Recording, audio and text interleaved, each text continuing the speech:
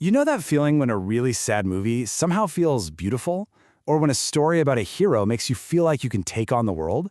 Well, today we're going to dive into a powerful 2,000-year-old framework that explains exactly how art pulls that off. Let's kick things off with this incredible idea from the philosopher Abhinavagupta. He's basically saying that the best art does something kind of magical. It pulls us out of our own little bubble of personal feelings and connects us to something bigger, something universal.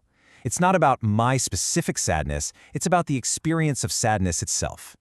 And that really gets to the heart of what Indian aesthetic theory is all about. See, it's not just interested in what a story is about, the plot, the characters, who wins in the end. It asks a much deeper question. How does a piece of art actually create a specific, profound, and shared feeling in all of us? And this is where things get really interesting. If you look at a lot of Western traditions, they tend to focus on the result. It's all about the plot, the structure, and that big emotional release, or catharsis at the very end. But Indian poetics? Oh, it is completely obsessed with the process.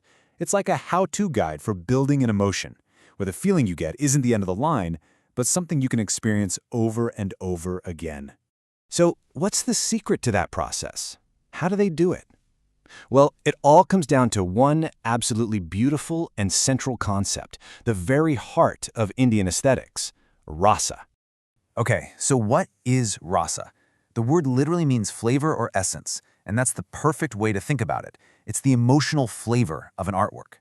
Now, this isn't the raw, messy anger you feel when someone cuts you off in traffic. No, this is a refined, universalized version. It's the difference between being angry and appreciating the art of anger in a powerful performance. And that's key, because it lets us connect with these deep human emotions without getting totally overwhelmed by them. It's a kind of aesthetic bliss. And get this isn't some new age concept. The original recipe for creating rasa was written down more than 2,000 years ago by a sage named Bharata Muni. He put it all in this massive guide to the performing arts, the Natya Shastra, and it's been the bedrock of Indian art ever since. So Bharata gave us a formula, almost like an emotional algorithm, called the Rasa Sutra. Think of it like a recipe. First, you have the vibhava, that's the cause, your main ingredients, like the hero or the setting. Then you've got the anubhava, that's the physical expression, a smile, a tear, a clenched fist. You mix in some vyabhichari bhavas, those are the little fleeting feelings that support the main one, like a dash of anxiety to heighten the fear. And when you combine all of them just right, boom, the result is rasa, that perfect aesthetic flavor that the audience gets to enjoy. And this recipe can create a whole palette of emotional flavors. The tradition lays out 9 primary rasas. You've got Shringara, which is the flavor of love and is associated with light green. There's Vira, the golden flavor of heroism, and Karuna, the gray flavor of compassion. Each one is its own unique, universal feeling that a work of art can be built around. So, how does an artist actually do this? I mean, they don't just trip and fall into creating rasa. No, they craft it, very deliberately, using a specific set of tools to guide us on this emotional journey. And you can think of these as the artist's secret weapons. There's zvani, or suggestion. That's the real magic, the meaning that whispers between the lines. Then there's vakrokti, which is the beauty you find in a really clever turn of phrase. But maybe the most important one is auchitya, or propriety. It basically means every single thing, the characters, the words, the situation, has to be perfectly appropriate for the emotion you're trying to build.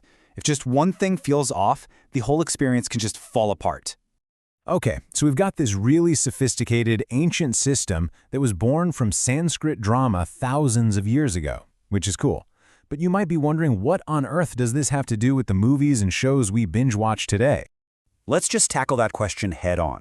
Does any of this stuff about rasa and its recipe actually apply to modern cinema? The answer is a huge, resounding yes.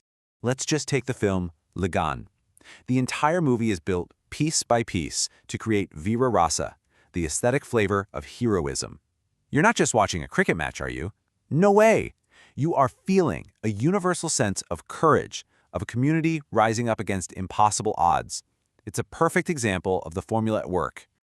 Or what about one of the biggest romantic films ever, Dilwale Dulhania Le Jayenge?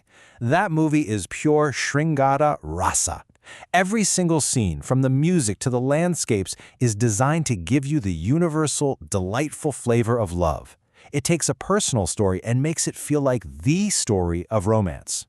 And it even works for more modern, gritty films like Masan. That movie is just steeped in karuna rasa. It takes these really personal stories of grief and loss, and it universalizes them. So instead of just feeling depressed, the audience feels this deep, shared compassion that's actually profound and strangely beautiful. So, what's the big takeaway for us? Well, understanding this idea of rasa gives you a completely new lens to see art through. It really shifts your focus from asking, so what happened? To asking, what did I feel? And how did the artist make me feel that way? At the end of the day, Indian aesthetic theory reminds us that art's real power isn't just in telling a good story. It's in being this carefully engineered vehicle for creating these transcendent, universal emotions that connect every single one of us. So I'll leave you with a little challenge. The next time you finish a movie, or a show, or even a book, give this a shot. Don't just ask your friend, hey, what do you think of the plot? Instead, ask them, what rasa did you feel? Was it heroism? Was it compassion? Was it love? I think you'll find it opens up a whole new world of appreciation.